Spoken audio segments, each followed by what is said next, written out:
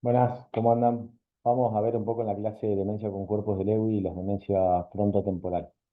Vamos a comenzar con demencia con cuerpos de Lewis. Primero, para aclarar un poco las generalidades a nivel de los conceptos, por ahí lo que es el concepto o el término de demencia con cuerpo de Lewy, un término más general que también dentro de este se incluye la demencia en enfermedad de Parkinson y la demencia con cuerpo de Lewis propiamente dicha, que ambas entidades comparten características clínicas patológicas. Y bueno, y sabemos que un poco la diferencia la establece esa regla arbitraria del año según si la demencia se presenta junto con el parkinsonismo o el parkinsonismo se presenta un año previo o más de un año previo. Esto un poco marca ese límite que, como dije, es arbitrario. En realidad, generalmente la enfermedad de Parkinson es un paciente con enfermedad de Parkinson que después de años presenta demencia y la demencia con cuerpo de Lewis generalmente presenta el parkinsonismo asociado a la demencia o posterior a la misma. Tener en cuenta que otro término que se lee o que se utiliza sobre todo es enfermedad de cuerpo de Lewy, pero este es un diagnóstico patológico. En realidad acá en este término se incluyen todas las entidades que anatomopatológicamente presentan o depósitos de la presencia de cuerpo de Lewis en el cerebro.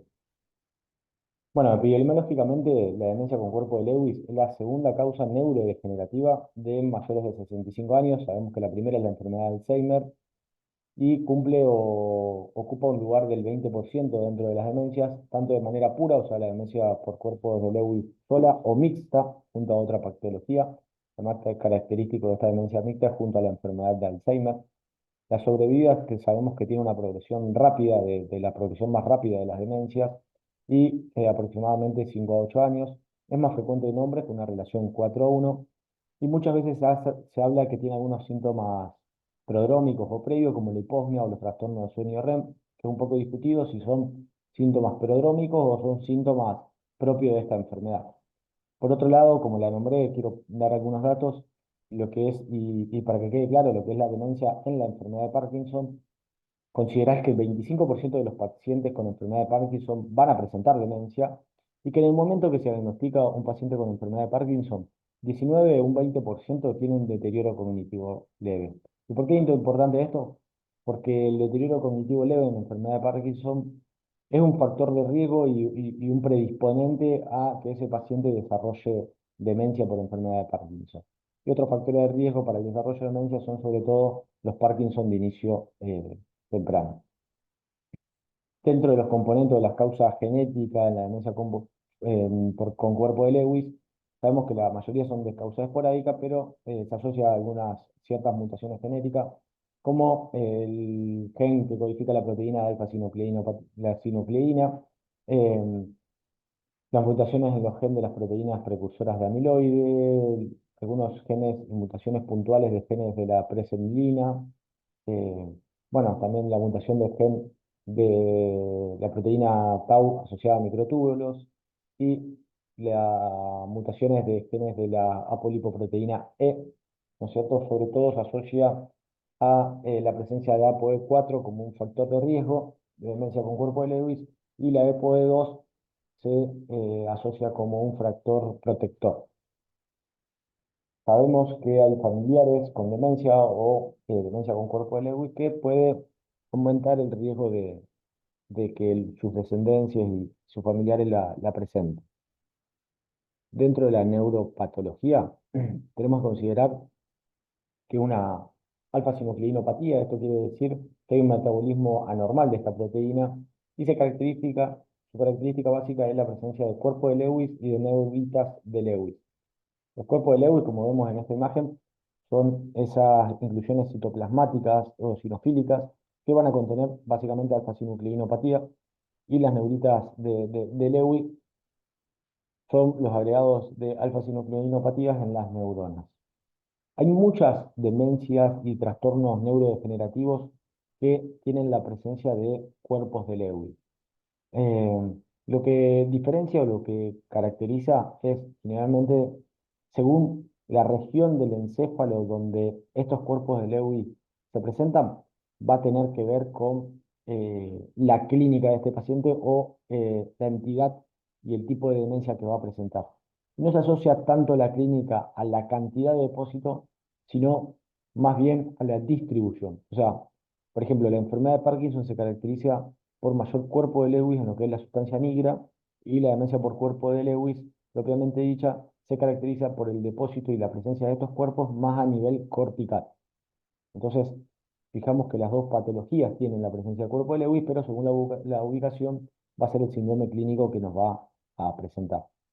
Dentro de la clínica, sabemos que se caracteriza y una componente importante es la demencia, ¿no es cierto?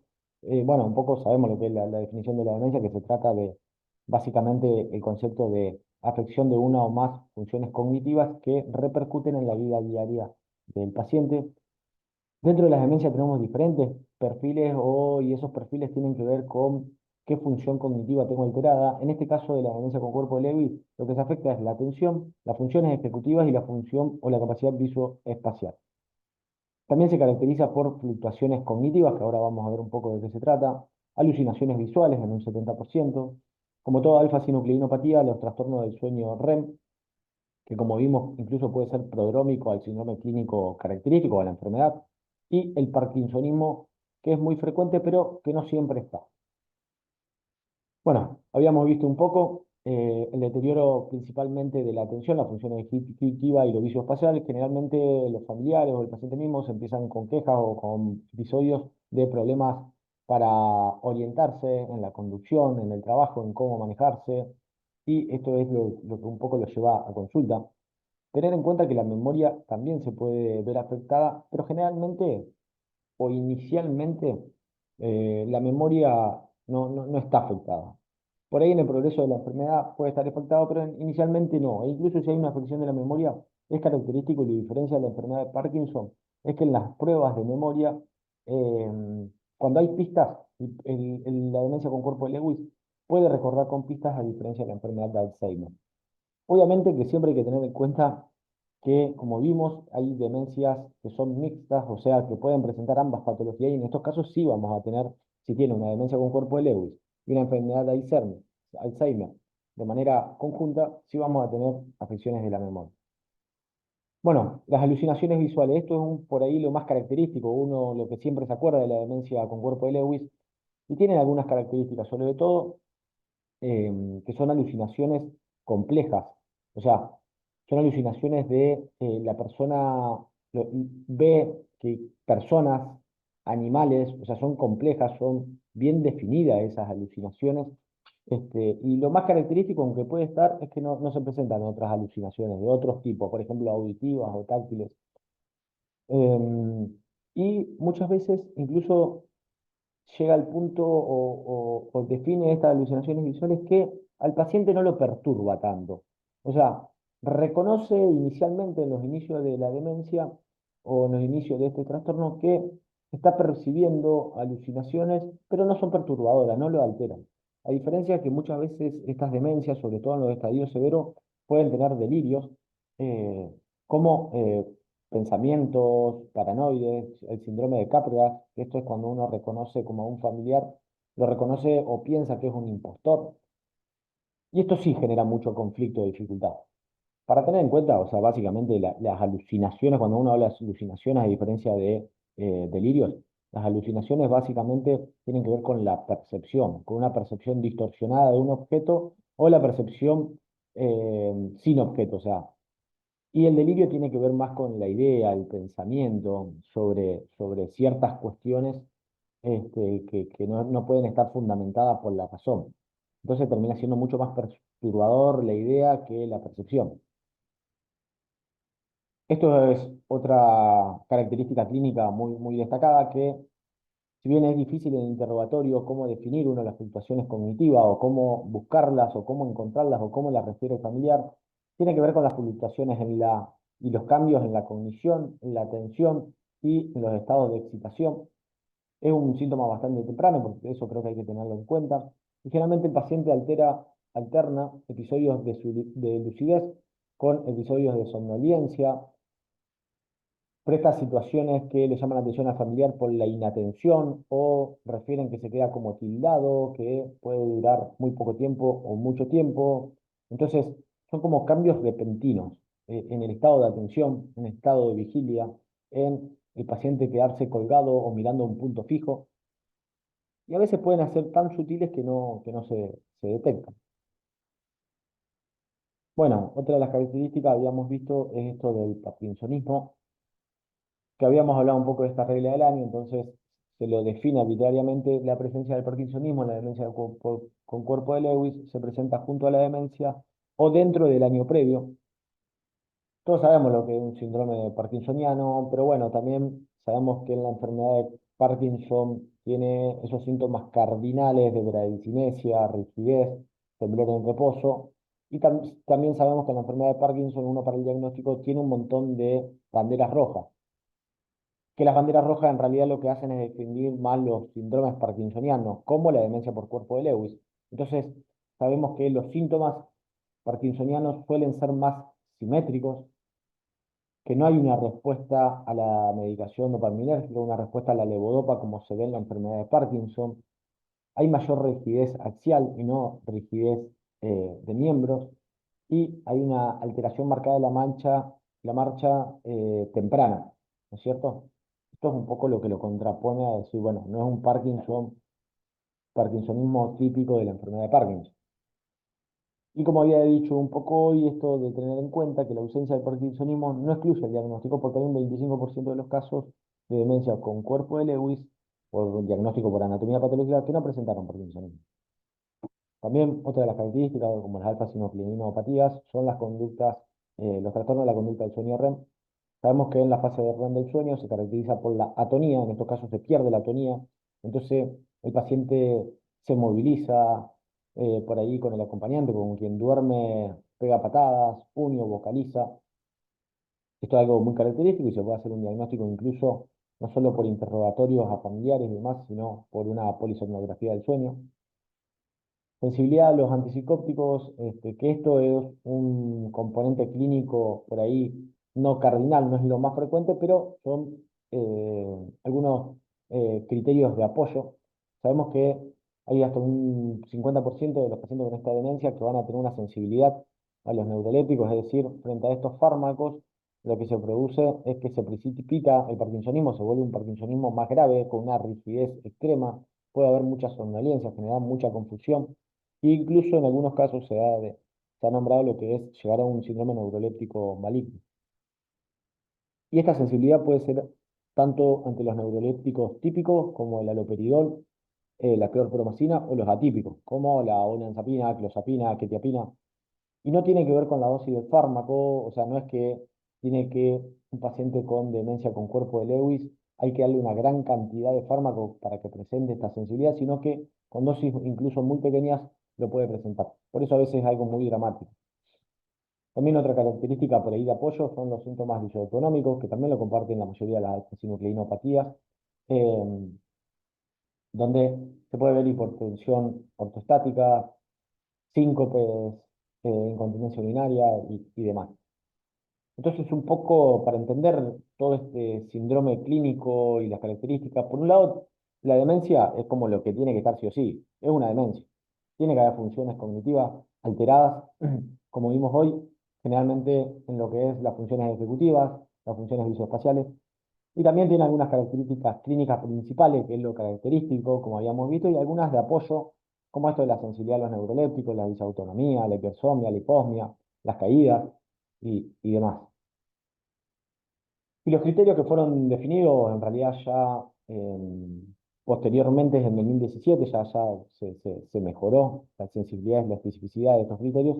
Se basa básicamente en la presencia de demencia, más los criterios clínicos, central y de apoyo, como digamos recién, más algunos biomarcadores, tanto centrales como de apoyo. En este cuadrito un poco lo que vemos es del consortium de demencia con cuerpo de Lewy de 2017, lo que establece como indispensable es la presencia de demencia, donde puede haber características clínicas centrales, las fluctuaciones cognitivas, las alucinaciones, las características clínicas de apoyo, y nombra o se definen algunos biomarcadores, tanto indicativos como de apoyo. Dentro de los indicativos, los estudios que tienen como la tomografía de fotón único o la tomografía eh, por emisión de positrones, donde lo que se estudia es la captación del transportador de dopamina, donde se va a encontrar disminuido también la baja captación de yodo en la gammagrafía de inervación miocárdica. Esto es característico de la alfa-sinucleinopatía, donde lo que se estudia en realidad es la afección del sistema autonómico en la inervación cardíaca, donde hay una disminución de fibras autonómicas o de fibras simpáticas de inervación miocárdica. Bueno, la polisomnografía con sueño de REM sin atonía, y algunos biomarcadores de apoyo que tienen que ver más con la preservación del lóbulo temporal medial, que esta preservación del lóbulo temporal medial en realidad lo único que hace es diferenciarnos de la enfermedad de Alzheimer, donde la enfermedad de Alzheimer se puede ver alterado, acá se va a ver conservado. La disminución de la perfusión del metabolismo por SPECT o PET cerebral, principalmente a nivel occipital, y también la presencia de electroencefalograma con ondas lentas en regiones posteriores, o los patrones de fibra. Entonces, como vimos recién, los biomarcadores indicativos, habíamos dicho, las imágenes de transportador de dopamina, donde hay una reducción de la captación de la dopamina en los ganglios basales, la gammagrafía miocárdica y la polisomnografía, que ya no lo voy a volver a nombrar porque estaban recién los números de cuadrito. Bueno, esto es justamente un PET con fluodo de desoxiglucosa, donde se ve una reducción del metabolismo a nivel occipital, y en estas imágenes lo que se ve es cómo hay una preservación en el metabolismo de la cingula posterior en los pacientes con enfermedad de Alzheimer, y en los pacientes con demencia por cuerpo de Lewy se ve deteriorado. Esto es lo que se conoce como signo de la isla cingulada. También vemos una imagen, un SPECT con estudio de transportador de la dopamina, como en estos trastornos, y esto lo comparten no solo la demencia con cuerpo de Lewy, sino todos los trastornos parkinsonianos, cómo se va deteriorando este transportador de dopamina. Y es importante tener en cuenta esto, ¿por qué? Porque en realidad nos sirve para diferenciar una enfermedad de Parkinson, no sirve para diferenciar una demencia con cuerpo de Lewy, lo que sirve para diferenciar estos síndromes parkinsonianos, de alfa-sinucleíno, depósito de alfa-sinucleinopatía, básicamente de la enfermedad de Alzheimer. ¿Y por qué hacemos tanto hincapié con diferenciar de la enfermedad de Alzheimer? Y porque realmente o básicamente porque la enfermedad de Alzheimer es lo más frecuente, la neurodegeneración o la demencia más frecuente. También tenemos biomarcadores de apoyo, en realidad que se trata de atrofia difusa en regiones frontales anteriores y laterales, atrofia del putamen y demás. Y bueno, esto un poco lo habíamos dicho de la tomografía de fotón único y la tomografía por emisión de positrones, que hay una disminución generalizada en la perfusión y metabolismo, sobre todo en las áreas occipitales, y los electroencefalogramas con la onda lenta posterior y el patrón fibro. En esta tomografía vamos a ver perdón, una resonancia magnética. Vamos a ver un poco lo que es la diferencia en la atrofia, y lo que marca es una enfermedad de Alzheimer en la imagen B, donde en la imagen A, una demencia con cuerpo de Lewy, hay una conservación, ¿no es cierto?, del lóbulo temporal, y acá vamos a ver que hay una atrofia mucho más marcada. En cuanto a lo que es el tratamiento, en realidad no hay un tratamiento específico, y sabemos que las demencias hoy en día no tienen un tratamiento curativo, pero sí para eh, algunas afecciones clínicas hay ciertos fármacos que uno puede utilizar.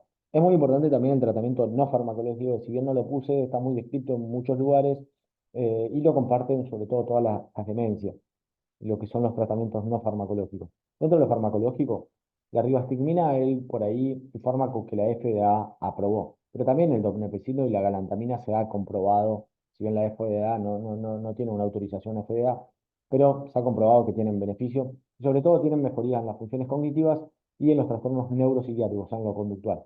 La memantina tiene una menor evidencia de efectos beneficiosos, pero como no tienen grandes efectos adversos, se suele utilizar o se suele probar. Obviamente, con los antipsicóticos y los agonistas dopaminérgicos hay que tener cuidados. Vimos la sensibilidad a los antipsicóticos, entonces esto nos puede traer muchos efectos adversos. Intentar usar quetiapina o clozapina y los agonistas dopaminérgicos también puede dar sin muchos síntomas eh, motores y empeorar la cognición o lo conductual. Pero bueno, si uno tiene que utilizar antipsicóticos o agonistas dopaminérgicos, lo que se recomienda es utilizarlos en bajas dosis y, y ir titulando muy de a poco, según el beneficio. Bueno, eso fue un poco de demencia con cuerpo de Lewis. Ahora vamos a ver un poco lo que es demencia frontotemporal. También para un poco tener en cuenta y considerar, dentro de lo que es la demencia frontotemporal, se incluyen un conjunto o un grupo de trastornos neurodegenerativos que tiene una heterogeneidad tanto clínica como de anatomía patológica. O sea, es un término que engloba diferentes entidades clínicas y anatomopatológicas diferentes, heterogéneas. Y dentro de este concepto también está el concepto de la degeneración del lóbulo frontotemporal, eh, que son todas aquellas enfermedades del espectro de la demencia frontotemporal donde el diagnóstico es neuropatológico. Y básicamente se caracteriza la degeneración frontotemporal o del lóbulo frontotemporal por el depósito de ciertas eh, proteínas anormales, como la proteína tau, la FUS, la TDP. La epidemiología, junto con la enfermedad de Alzheimer, son las causas más frecuentes de demencia de aparición temprana en menores de 65 años. En un 10 a un 15% de los pacientes con demencia menores de 65 años es por demencia frontotemporal. Y como vemos, en mayores de 65 años representa solo un 5% de las demencias. Realmente la edad de presentación es alrededor de los 58 años. Es lo mismo o la misma incidencia en hombres y mujeres, y muchos van a presentar un 30-50% un familiar con demencia. Las mutaciones genéticas, fíjense que hay diferentes mutaciones genéticas que se asocian a la demencia frontotemporal. Más de 60 mutaciones patológicas en lo que es el gen de la proteína tau asociada a microtúbulos, que esto se asocia a la demencia frontotemporal variante conductual, a una presentación más temprana y a depósito de proteína tau. Las mutaciones en el gen que codifican la progranulina también se asocia a demencia frontotemporal variante conductual y a la fase progresiva primaria variante no fluente. Y el C9orf72, que este gen está muy asociado a la demencia frontotemporal familiar y a la presencia de demencia frontotemporal y trastorno de la motoneurona. La presencia conjunto con enfermedad de la enfermedad ELA. Y sabemos que estas tres mutaciones representan el 80%, o sea, la mayoría de las mutaciones están en estos tres genes. Después hay otras mutaciones como de la proteína TDP43 asociada a ADN y demás. Dentro de la neuropatología, todas este síndrome clínico comparte macroscópicamente que hay degeneración y atrofia del lóbulo frontal y el lóbulo temporal y ganglio basal. Y a nivel microscópico hay pérdida neuronal, gliosis, astrocitosis e inclusiones proteicas anormales en el citoplasma, el núcleo de neurona y las células neuronales. Lo que difiere un poco el subtipo patológico y marca la diferencia es la composición de esas inclusiones proteicas. O sea, esas inclusiones proteicas, por qué proteína, valga la redundancia, están compuestas, qué morfología tienen y cuál es la distribución, o sea, en qué zona del cerebro se distribuye. Sabemos que un 50% se asocia a proteína tau, 40% a la proteína 43 de unión a ADRN, eh, y las proteínas FET representan un 10%. Muchas veces, y este es el desafío de una correlación clínico-patológica, o sea, a partir del síndrome clínico, uno podría llegar a definir de qué anatomopatología estamos hablando. La verdad que esto es algo muy difícil, ¿no es cierto? Pero se sabe que la demencia frontotemporal, dentro del síndrome de la demencia frontotemporal, tenemos la variante conductual, tenemos las afasias progresivas primarias, que ya vamos a ver cuáles son, pero dentro de la demencia frontotemporal variante conductual se asocia 47% a la proteína y al TDP, y un 29% a proteínas tau. La fase progresiva primaria variante semántica se asocia a los depósitos de la proteína TDP del tipo C.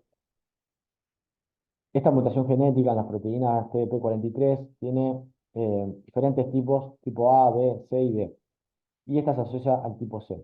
Y la fase progresiva primaria, cliente no fluente, se asocia a proteínas tau, de 4 repeticiones es lo más frecuente. Vamos a ver un poco los subtipos clínicos.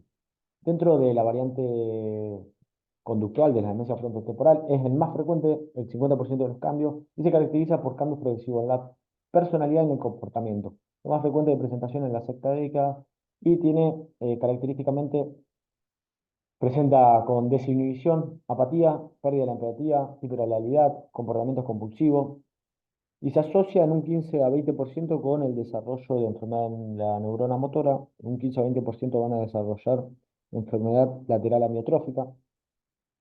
Y también es muy característico que inicialmente la afección de la cognición es difícil de evaluar porque en los test de screening, como el MoCA o el Minimental, pueden dar puntuaciones normales. ¿Qué quiere decir esto? Que esos test no son muy sensibles, muy específicos para poder evaluar los dominios que suele afectar, los dominios cognitivos, ¿no es cierto?, que suele afectar esta demencia tempranamente. Lo que afecta generalmente es la función ejecutiva y la función social. La neuroimagen básicamente sirve para descartar, por un lado, para descartar otra patología, puede ser normal inicialmente y también puede presentar atrofia focal, frontal y temporal. El examen neurológico también, al principio puede ser un examen neurológico completamente normal. Entonces, por ahí lo que tiene esta demencia y esta variante de la demencia frontotemporal al diagnóstico es que es difícil reconocerla. Muchas veces estos pacientes en realidad terminan con diagnósticos de trastornos psiquiátricos y terminan en la consulta psiquiátrica y no neurológica. Porque fíjense, es un paciente con alteraciones conductuales que puede tener un examen físico normal y que puede tener imágenes normales. Entonces el diagnóstico básicamente es clínico para imágenes, como vimos que inicialmente puede ser normales y que también sirve para descartar otras causas. La evaluación neurocognitiva, que si uno no hace una evaluación neurocognitiva específica buscando las afecciones tempranas de la demencia frontotemporal variante conductual, pueden ser normales, o sea, los test de screening pueden darlo normal. Y esto tiene una explicación, en realidad, un poco, sobre todo el MoCA, lo que evalúa son funciones del lóbulo frontal dorsolaterales, y en realidad en la demencia frontotemporal variante conductual lo que tiene es más afectado las funciones órbitofrontales y frontales mediales, por eso un poco se escapa de esos test, y obviamente el laboratorio para descartar otras patologías. Hablamos de diagnóstico posible solo con la clínica, de diagnóstico probable con clínica más imágenes, imágenes de atrofia del lóbulo frontal y temporal. Y patología definida, obviamente, el gol estándar cuando es por anatomía patológica. Siempre es importante considerar los diagnósticos diferenciales, abuso de sustancia, trastornos psiquiátricos, demencia con cuerpo de Lewis, que también puede uno sospecharlo en estos casos por la presentación clínica solapada. Después tenemos la clínica de lo que son las afasias progresivas primarias. Dentro de estas, sabemos que la afasia progresiva primaria se define como un síndrome clínico que se caracteriza principalmente porque hay una afección del lenguaje de manera aislada. Esto quiere decir que lo que más característico y lo más relevante es la afección del lenguaje. Lo que más problemas le trae al paciente es la afección del lenguaje. Obviamente que estos pacientes pueden y suelen agregar deterioro en otras funciones y otras áreas cognitivas, pero siempre sigue siendo el lenguaje lo más afectado, incluso lo que más problemas le trae al paciente. Dentro de esto tenemos 3 variantes: la variante no fluente o agramática, la variante semántica y la variante logopénica. No nombro acá la variante logopénica porque la variante logopénica está asociado a enfermedad de Parkinson, de enfermedad de Alzheimer, perdón, así que esa se ve junto a enfermedad de Alzheimer. La demencia frontotemporal se asocia a la variante no fluente, que generalmente se caracteriza por la dificultad para articular las palabras, encontrar palabras, alteración en fonema, habla esforzada y entrecortada, agramatismo, y característico que la comprensión va a estar conservada. Y se asocia al 88% a depósitos o a tau positiva. La variante semántica, lo característico es un déficit en la comprensión, un déficit en la comprensión de palabras únicas y el déficit en reconocer y dominar objetos. Pero la fluidez, la repetición y la gramática están conservadas. Y fíjense que más del 80% se asocia a degeneración del lóbulo frontotemporal por proteínas TDP43. El diagnóstico de la afasia progresiva primaria se caracteriza por clínica, imágenes y anatomía patológica. Esto para ver un poco, en realidad estos cuadritos no los voy a leer, si quieren después los ven detenidamente, pero un poco cómo es el diagnóstico de estas afasias progresivas, como la no fluida, que debe estar presente al menos una de las siguientes características: el agramatismo, el habla esforzada y entrecortada, con apraxia del habla, y dos o tres de las siguientes características: comprensión deficiente de oraciones sintácticas complejas, hay compresión de una sola palabra, hay conocimiento de objetos. Esto lo diferencia un poco de la variante semántica. Ahí cuando hay respaldo de imágenes, bueno, podemos encontrar atrofia frontoinsular y demás, y con patología definida de un poco el gol estándar. Lo mismo para la variante semántica, obviamente, que está un poco definida cuáles son los criterios diagnósticos.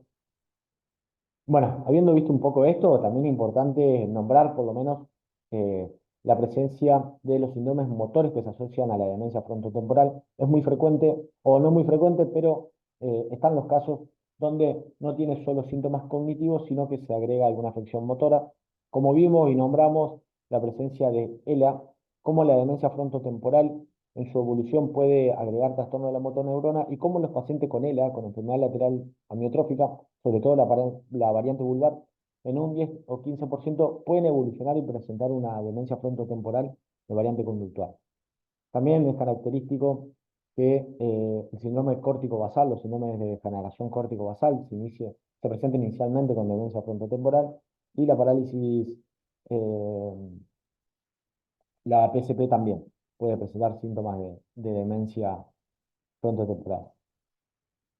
Dentro del tratamiento, la verdad que es otra de las enfermedades que no tiene un tratamiento para remitir, detener o curar la enfermedad y se basa principalmente en tratamiento sintomático y en tratamiento farmacológico como no farmacológico. Si bien no puse lo no farmacológico, nos vamos a enfocar un poco en lo farmacológico. No hay fármacos que estén demostrado eficacia en lo que es el deterioro cognitivo. O sea, todas las afecciones cognitivas, no tenemos algún fármaco que demuestre una eficacia en el enlentecimiento de la progresión de los deterioros y demás. A nivel de comportamiento, se pueden utilizar los inhibidores y la recaptación de la serotonina y como, por ejemplo, para tratamiento de la ansiedad, la impulsividad. Tener en cuenta que los antipsicóticos uno lo debería considerar como último recurso por los efectos adversos conductuales, como una reacción paradojal, pueden generar mucho extrapiramidalismo, confusión, y por la FDA hay un recuadro rojo que se habla de el uso de los antipsicóticos en las demencias, aumentan el riesgo y aumentan mucho la mortalidad. No sé si mucho, pero aumentan la mortalidad. Entonces hay que tener en cuenta esto.